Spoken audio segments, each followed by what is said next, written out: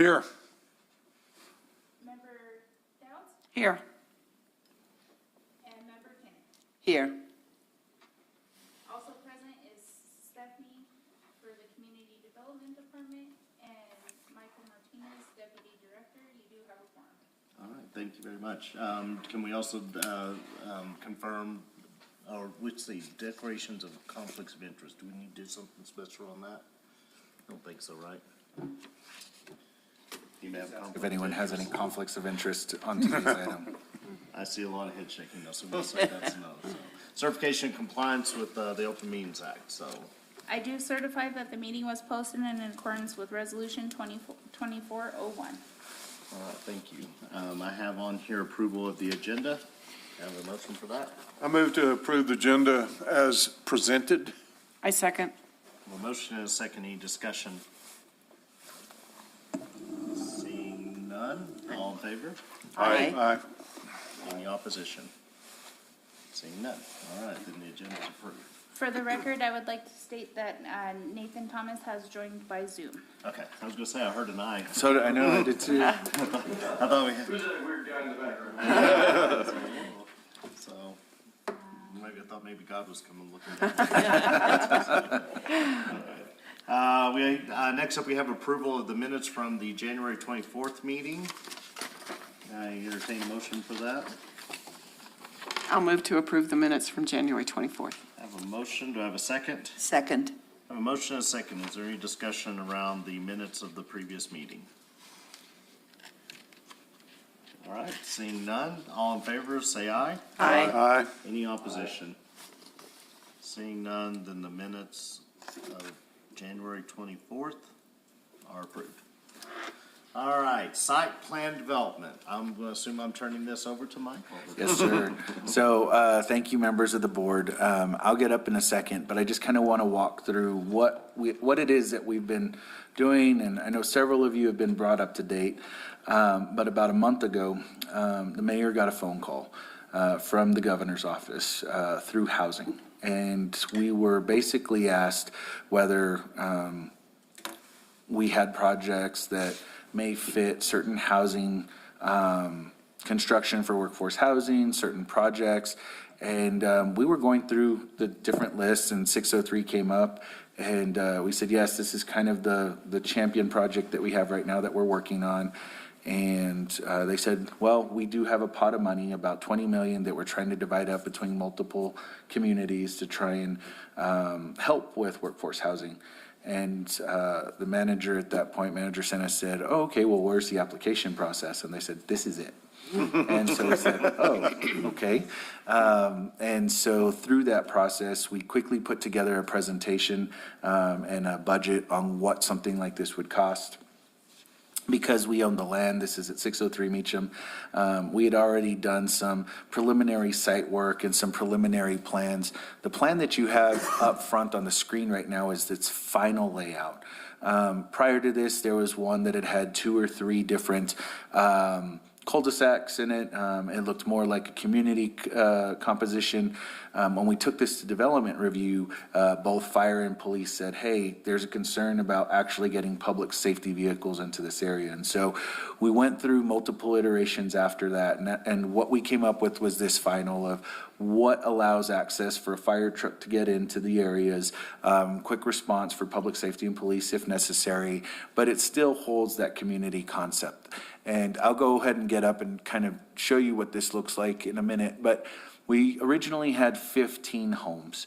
Those 15 homes have been reduced down to 12. One, because of cost impact, and 2, also because of the dimensions of the design of where things have to go. We had to pull things out, expand roads, things of that nature.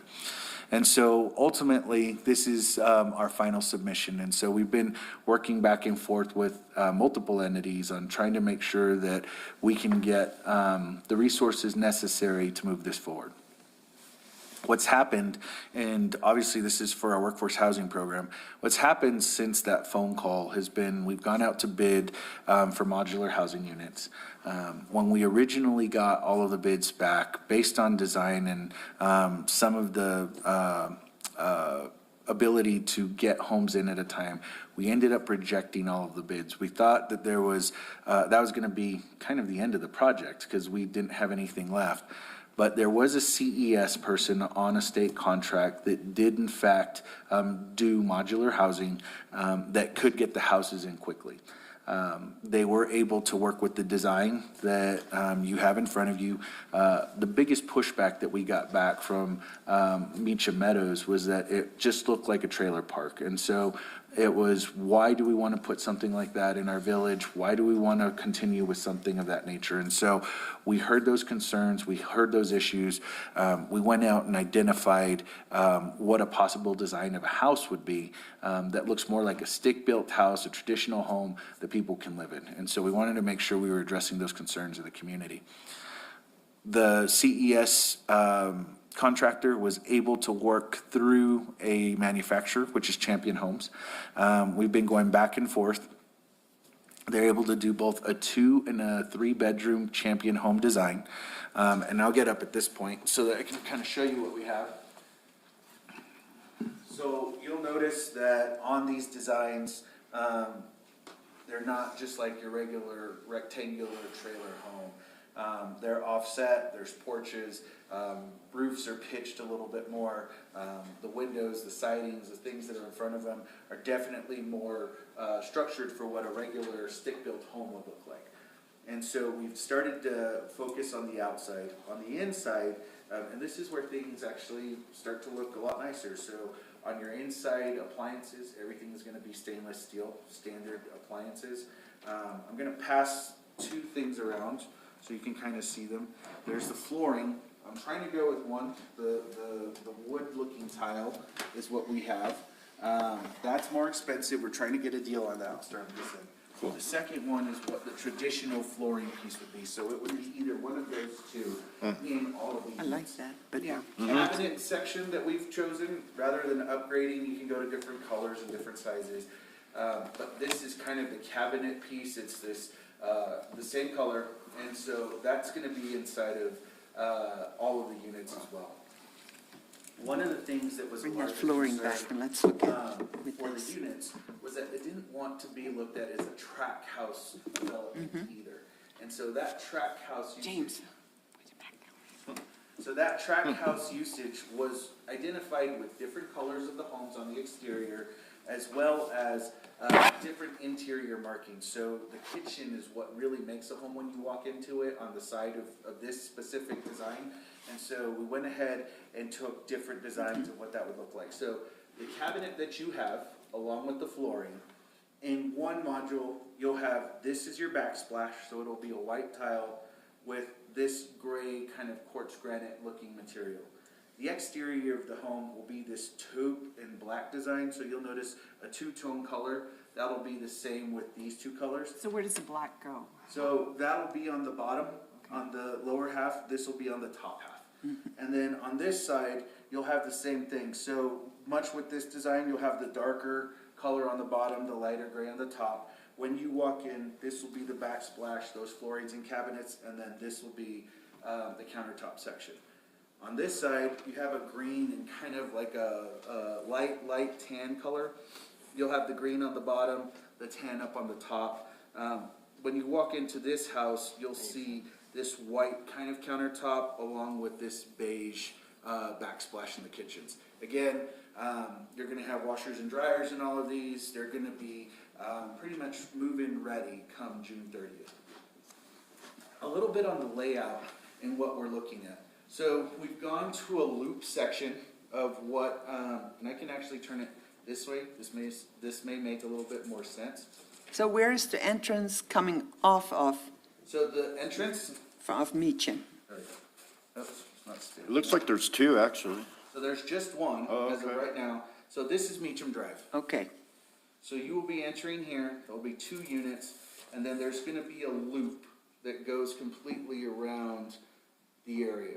And Unit A, is that the Rock House? This is the Rock House.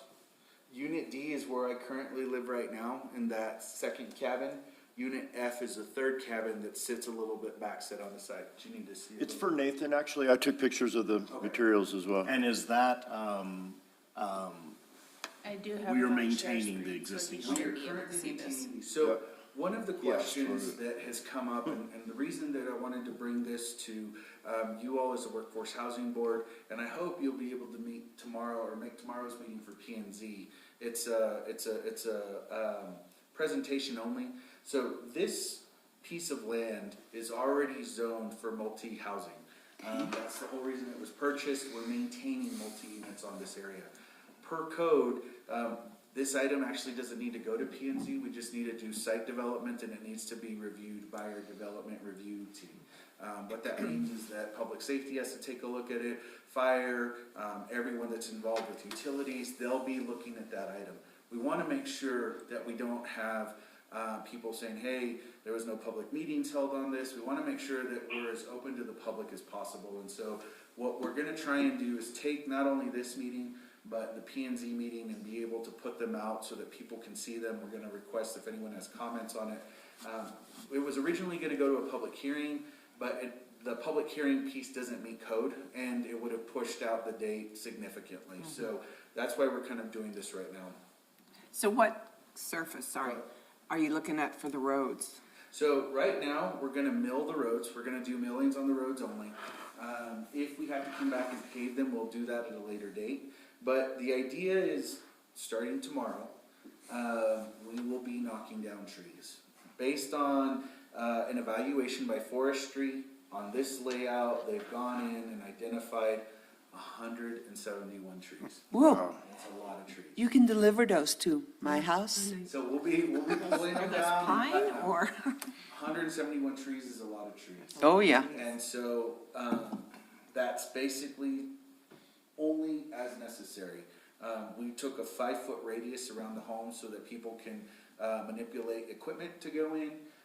Anything more than that, we've left the trees where they're at. We don't wanna impact the area as much. And so they're gonna be doing that. There's 131 stumps that are currently in the area that will also have to come out. What we're looking at from a projection of a timeline is that this should take us roughly 2 weeks. The trees, the area, we're gonna come in through the Meacham side. We'll work the road specifically first. The main reason behind going the road first and clearing that area is you'll see numbers on the tops of these units. Those numbers are actually what units have to come into the property first. That's based on the topographical issues that we're gonna face. And so, because this area is the steepest on the back half of the property, as well as these two front ones, what we're gonna be doing is a lot of site work on the back and dirt work. The foundations that they sit on are perimeter foundations, but they do sit on a pad. And so they will have to come in, they will have to pour the cement, and that will take roughly 2 to 3 days to set up for the pouring, and then a week once they set the cement for it to cure. So we're looking at roughly, we get in, once this is done, we're looking at mid-March to get inside to the property to start setting homes, to start building foundations. And at the same time, we're coordinating with our dirt work groups to make sure that we're trenching and making sure that we can coordinate with all the utilities, water, sewer, electric, gas, and Windstream for fiber to make sure all of these items are coming in. We will be doing the bulk of the work for these entities so that they just have to come in, push their wires or any other conduit that needs to come through and connect directly. And so we're hoping that excavation in this area takes 6 weeks. So will they be underground utilities They then? will all be underground utilities. And so this is an extremely, extremely tight timeline that we're gonna be trying making. Most of this, we've already been meeting with people on a daily basis for the last 3 weeks. I have another Monday morning meeting with everyone to kind of make sure we're on the same page. By that point, trees should have already come down or started to come down. We can start evaluating what the situation is, and based on that, we're gonna start moving forward. This selection of product is driving also what we're gonna purchase the homes, when we're purchasing the homes. The idea is that we put in the order for the homes roughly, we'll try 10 first, and then we'll see where we're at cost-wise, and then we'll put in the last 2. Because I don't wanna have to buy something and then return it. It's The kind of hard to deadline- return that. Yes, the deadline on the money is June 30th. of 2024. And so if we don't, the funds we don't expend have to be returned back to the state. And so we want to make sure that we're spending basically $1 million a month at this rate. And people would think that's really easy, but it's kind of difficult. So we're going to be working as hard as we can to make sure we get that done. With that being said, this layout is going to be basically implemented with these housing units, and we will be starting. You've already seen some staking and some work going on out there, but you will start seeing the demolition piece of it and the takeout starting tomorrow.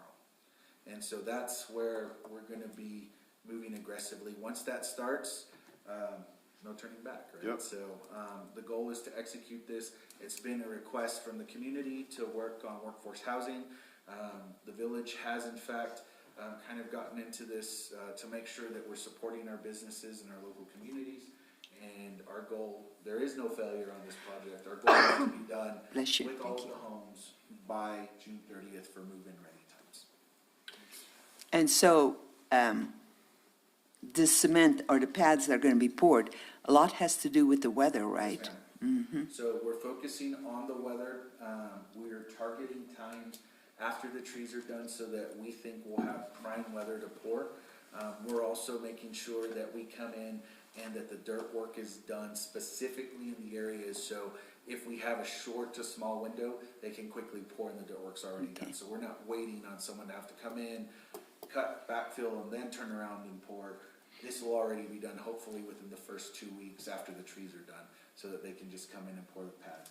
Based on the pads, if every pad is poured in the second week or the third week, I'm fine with that. And then we're just waiting on these other items to come in. And the houses will all be ordered by that point. They should be in by the end of April. So if that's done, we can start delivering homes, placing them on pads, and then the utilities we can wait on technically to come back in.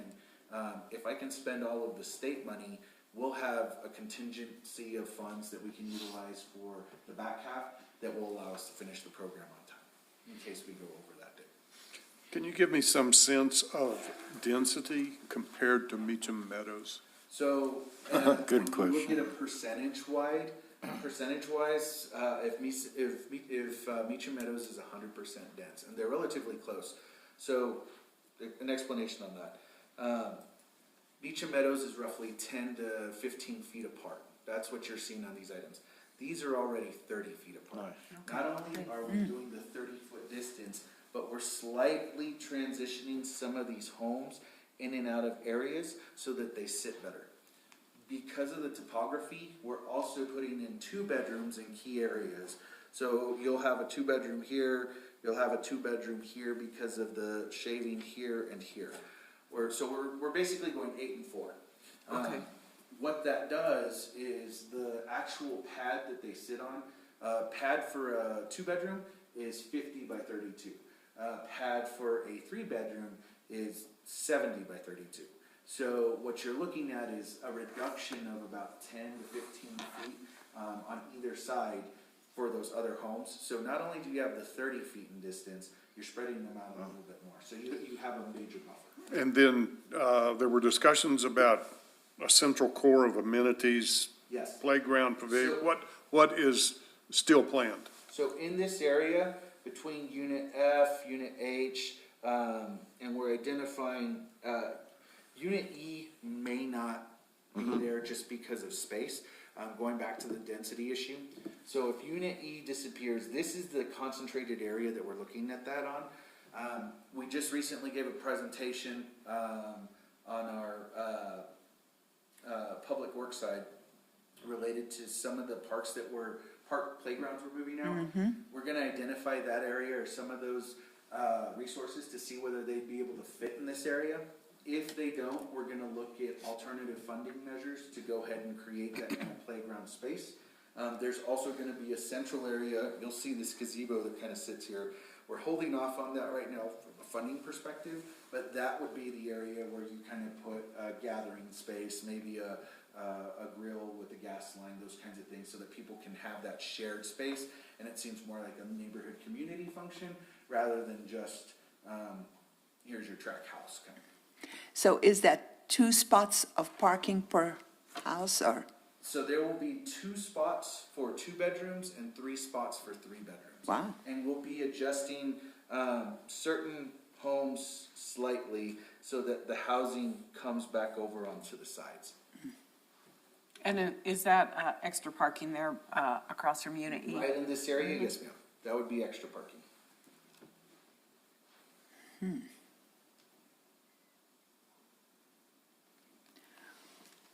Is the area currently meeting Firewise guidance? I mean, I heard 71 trees just sounds like a ton, and I So, understand, but. We did thin the area for defensible space about a year and a half ago when it was first purchased. Okay. The 171 trees, it's 5.5 acres, or 5 1/4 acres. So the 171 trees are coming from the smaller, thinner trees that have kind of grown and blossomed a little bit. Okay. But they are areas that are directly impacting houses as we speak. Okay. And so that's why so many are coming out. Are any of the logs good for, or is all just gonna go into the landfill? No, so we do have an entity that'll be coming in. Part of our costing on that is that they get the logs, they can move. Oh, so they those give us a, around. Yes. good, okay, Okay. that's cool. That's good. Yeah. So are they mainly ponderosa, or is it, There's big trees in there. yeah? There are big trees There's some there. big trees in there. I like at some point, we should open that other way just for more access in case there was a fire or Emergency. something. I know it's bad access onto Meacham, no matter how you look at it. Maybe a one-way at some point down there, you know, where there could be emergency access or a gate put there if we're gonna put a fence in front of it or anything. So there are properties, so right now, we're working with the state. We do have a permit to utilize one entrance. Okay. They are very much against a second access I point. know how dangerous, especially the loop, the turn and all that there, it's not good. So they're against this. What we would need to do if we chose to do extra access is probably have to identify another area off of a side street so that we could utilize those areas. That would mean having to purchase more land. Those are things that we can look for in the future, but based Great on idea, that, though. it's something that we need to. I didn't think of that behind the auto shop on Poor. That's, because we could have more housing in that area, you know, theoretically. Cool. So having to purchase additional property for that says this is completely landlocked by private ownership, right? At this point in time, yes. Okay. Yep.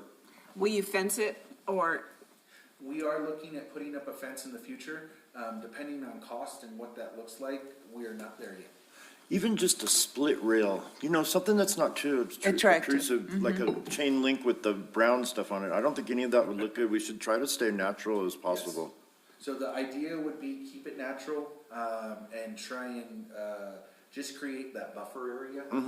It's not about keeping people out or in, it's. Right, it's exactly. just Identifying. I think with Meacham Meadows, one of the objections I've heard, that it does look like a trailer park, if we could do some more landscaping in the front, that would soften it. So each one of the properties will in fact have landscaping.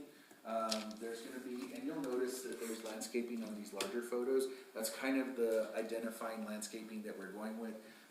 Smaller pieces around each area to make it look more homey. Yes, ma'am. so then, once I'm you have sorry it? to interrupt, just for record, Charles Meeks just joined via Zoom at Good. 8:54. So once you do have it up and done and finished, who's going to be responsible for, like, the landscaping, the mowing, whatever? So we do have a third-party management company that's currently managing these areas. That'll be turned over to the third-party. So they'll make sure that It should, yes. it's Is that mowed. gonna be like normal, whatever the RFP, whatever they're called, or it'll go out to bid every few years and all that, like any So we other? currently have a contract with them, and once that contract expires, then we probably need to do that again. So like all the other village entities for services, awesome. That's what I wanted to make sure it was fair. Not that I do property management. I don't. No Hey, Michael, conflict it's of interest. Nathan Thomas. I just had a quick question. Has a comment period ended for the surrounding landowners or property owners for the proposed development? Like, is there any major objection? I'm assuming this has already been kind of approved, it's a done deal, so that comment period's ended for any issues there, or? So because, and I apologize, I mentioned this a little bit earlier, because the area is already designated as a multi-use family area and it's already being operated as such, we're only taking this to P and Z to make sure that they're aware of it and so that they can be briefed on it. But in reality, this wouldn't actually go to P and Z. You don't follow those processes because this already meets the current code. And so what we're trying to do is be open and transparent through these meetings and trying to invite others. One of the things that has really escalated us trying to do a lot of this is obviously the timeline in which we have to spend the money. And so that's kind of where we're at. We're trying to accommodate everyone based on the time that we have. So have the landowners surrounding the area been notified, or, I mean, they're No, okay, they're current residents, or? So they have not been notified, there isn't any requirement to notify them, we do wanna make sure that they're aware of it, but there's no formal notification of letters that have gone out, no sir. Well, that could be fun. Do you foresee any problems? I mean, So 2 of those lots are for sale right now, I don't know, and so we're trying to do outreach right now. We're trying to figure out what we can and can't do, but the idea when the property was purchased was to move forward on a project like this, and so that's where we're at right now. You know, to me, this looks like it can be very attractive and can add to the real estate in the area. They have a nice subdivision, so to speak. You're saying you're taking down 171 trees and you've already taken trees down. Not yet, we start soon. So it's not going to be as dark as I'm visualizing it? No, and actually, I come out of there every day. It is dark and it's cold. It's gonna be very bright. It'll be open, it'll be bright, it'll be open, yes, ma'am. How many trees do you think are gonna stay? Large, I don't know, I think we were throwing around the number of like, that's only really 10% of the trees Wow. around there. Okay. So it'll be a lot more. yeah. I just hear that one be an issue, so, okay. Yeah. Even insurance right now is impossible unless you have all the proper clearances. Nobody will write, even on Right. new stuff, so. Yeah. Do we have an idea what the rent is going to be for these units? We're kicking around numbers now. The idea was that we control them between $900 and $1,100 a month. Wow, that's really, The cost is going to be dependent on what our final price is for the home that we negotiate. We're still negotiating that based on the manufacturer and what they want to kick in, because they believe that this is going to be kind of a pilot program throughout the state that they can utilize and showcase piece. There's some other items that, again, this is state money, so there's no actual cost to the village that we're putting back to taxpayers. There isn't any debt service, and so we don't have that to control. So we're focusing on how we're going to be able to utilize that to set a cost. And when does the wait list go in effect? It's a good question. So we're actually working right now with our third-party provider and management company to see how we're going to do that. So as soon as I have a date, I will let you all know.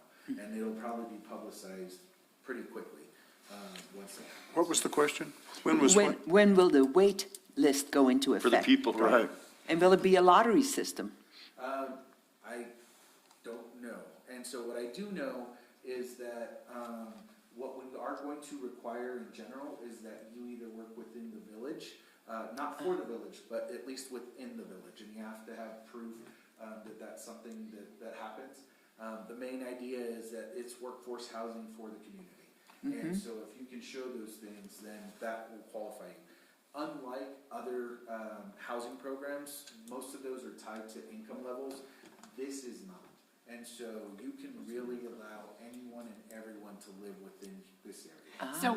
So when you say it's not tied to income levels, but they do have to have a means, this is not Section 8 housing, No, they have to be able They to, have to be able to afford the- and make a payment, yes. So they have to be working within the village in order to qualify. Some of that stuff will come back before us anyway, I would assume, once we get to that point in the project. I believe so, yeah. yes. So these are modular, not mobile homes, so how are they brought in? They still come in on trucks. So, and a they- fully- Yes. And they're just ground set and not? That will be interesting How to watch many? them set those. Yeah, how many, 2 bedrooms are there out of the? There's gonna be 4 2-bedrooms And and then- 8 3-bedrooms. When we originally did the analysis, that you all are familiar with, there was a request for more homes at the higher number of bedroom levels, just for more families that could be able to live in the area, and so that's what we're going with. Now, these are rentals, Yes, ma'am. and there's going to be strict rules on not subletting. Oh, that you won't be able to sublet the unit, you can't turn it into a short-term rental. Right. Okay. Correct.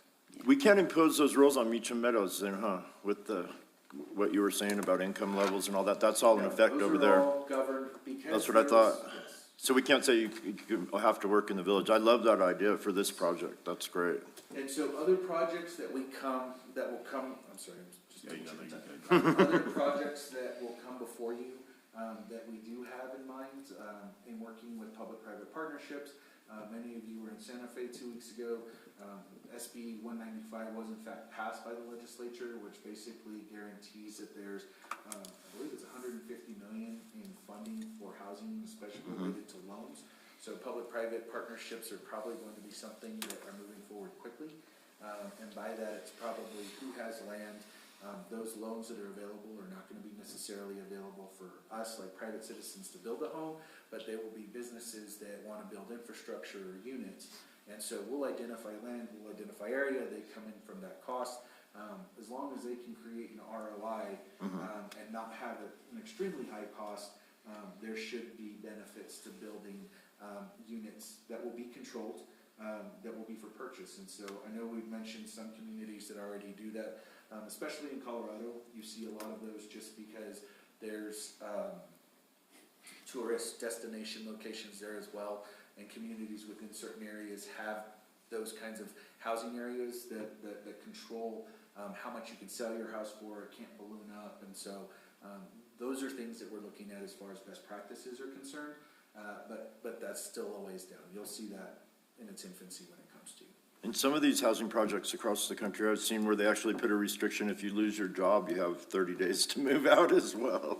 Correct. We're gonna look at all of those options and have that discussion with the board, but, I'm not saying that'll, but we definitely wanna be able to, allow those that work within the village to live within the village. That's a good point. So if somebody moves in, they're working in the village, and then they change jobs and now they're working in Capitan. Do they have to leave, or? It'll get there when we think about it. I mean, Yes, and we're still kicking around whether it's within the village and the county, whether it's only within the village. There's a lot of different pieces to that, so. I kind of like it in the village. because if we're doing more projects, it would be nice to have this one as being exclusive, but I don't want to be too exclusive either. That's the whole thing. We have to get along with everybody, I understand. Well, right now, I think, most of you are familiar with the data that says about 60 to 65% of our workforce lives outside of the limits of the community. And so all of them are driving in. So I think pushing the idea that this is for village workforce is a huge positive. Yep, I do think so. too. I think so. And honestly, when we went to different entities for funds, we didn't necessarily have the same support from the larger entities from the county. And so, Right. Right. it's kind of, you're on your own. And so we said, okay, we'll focus on what we can focus on, Yeah. so. And even though it's 10 or 12, it will make a dent in our community. Oh, There'll be- absolutely. No, it's It a sure start. will. It's a good start. Is there a lease that they have to sign, or, Yes, it would okay, just follow like any other rental. okay. It appears that, to me, it appears that your parking is minimally adequate. But it also looks like there'd be plenty of room to expand that if needed. Is that correct? Parking, so specifically speaking for parking, we designed it to be smaller in nature. So you have 2 spots for 2 bedrooms, 3 spots for 3 bedrooms. In the case that 3 cars would be for 3 adults, if that's the case. And so that's 3 kind of the adults. idea. We wouldn't want to expand it necessarily. Again, it is workforce housing, and we do understand that people would probably come and visit, but it's not meant to blow the area up. From covenants and HOAs and stuff, usually 2 parking is all that's even required, Oh, so yeah. 3 is generous. Very generous. Per the village municipal code, for any type of residential development, you're only required 2 per unit, regardless of the amount of bedrooms in the structure. So they've actually provided more than what is required.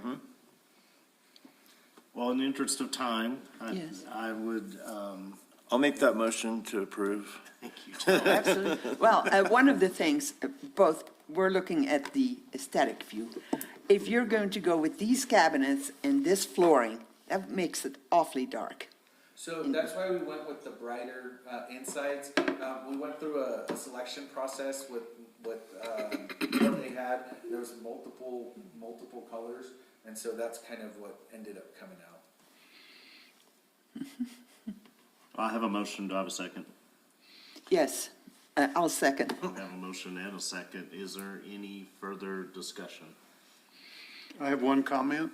That is, having struggled through a frustrating multiple years of lack of success on the part of this committee, I am again very much encouraged by another step forward.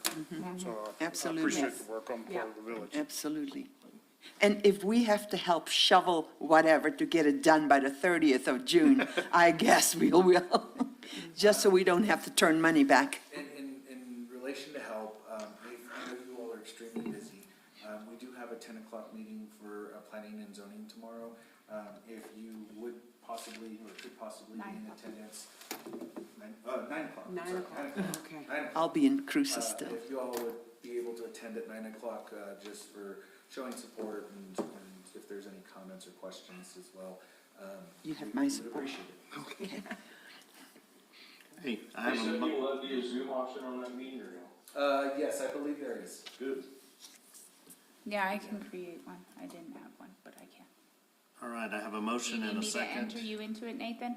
Let's finish the Yeah, if motion. you want. Send me one too, please. Let's finish the motion and Yeah, stuff, so. motion. I have a motion and a second. Seeing no further discussion, all in favor say aye. Aye. Any opposition? No. Hearing none, then the motion passes. I think having this second phase of affordable housing will bring more confidence to residents that we're serious about this. And, I'm really pleased with the way it looks. The one thing I think Michael's heard, and maybe, and y'all have probably heard to some degree, I think we have to do a better job of public information specifically to governmental representatives of different entities. I don't think they understand everything that we've gone through in the attempts agree. to move Yes. this forward, different things. And I think that there are some misconceptions that exist amongst them. So that's the one thing I'd like us to think about for next year, before we get into it again, is, I'll probably actually be bringing back an aggressive marketing and education component in the next month or two. If this is successful, we believe that immediate monies will be available for a much larger project. And so our goal would be trying to get into the weeds with the public on this immediately. So. it's good. I think that's what we need to do, so. So my only concern is not having it paved. How did Meacham Meadows do with the snow and not being paved over there? Has it been a It wasn't problem? bad. No, and I drive through there every single day. I know Yeah. there'd be more traffic. But the millings that are in there, I think right now, are gonna be more than sufficient, upfront. Okay. And again, we will probably identify paving, plans that will look at paving both of those areas in the future. The village is more than capable of paving it themselves, so it's not that big of a deal. Probably a summer project if they can get it on the books. And let me also bring up millings, paving results in a lot of runoff, millings Yes. doesn't. And Yes, so you have yes. That's true as there's an well. environmental impact every time we put asphalt down on the ground, and we should keep that in mind too. I think that's something we have. You have the biggest parking lot in town, so I can understand. Thank you. I appreciate that. And everybody's jealous of it too. And the roof counts too. There's a lot of water coming off the roof going to the Yeah. parking lot. All right. Well, thank you very much. I am excited, and I hope everything goes according to plan. Because that makes us look better. I know. And you'll keep us updated on the application that's supposed to be reviewed in March, is that it, for the Yes. other? So we actually just got back some information yesterday. There was a mock scoring and it was shown to have scored the highest. Awesome. So we'll All see right. whether that's a good thing or a bad thing. Yeah. I mean, it's a mock scoring, but there's always, we're taking every positive with each step, so. Great. Okay, good deal. All right. With nothing else to be done, we will be adjourned. Awesome. Thank you. Thank you. Thank you very much. Run out real quick. No, it's good. Yeah. I understand completely. You must have spoke with Thank you, Mike. Thank you all.